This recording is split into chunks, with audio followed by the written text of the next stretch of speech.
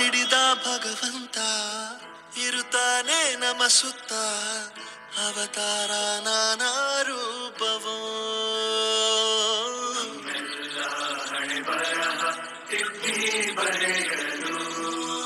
ಕತ್ತಲೆಯಿಂದ ಬಂತ ನಮ್ಮ ಕೈಯ ಹಿಡಿಯುತ್ತ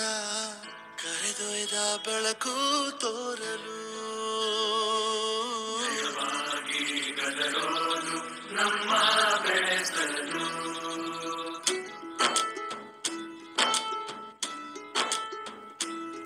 ಭಾಷೆ ಅಮೃತ ಕುಡಿಸೋ ತಾಯಾಗಿ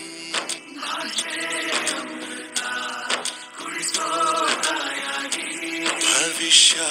ಬರೆವಂತ ತಂದೇನೂ ಆಗಿ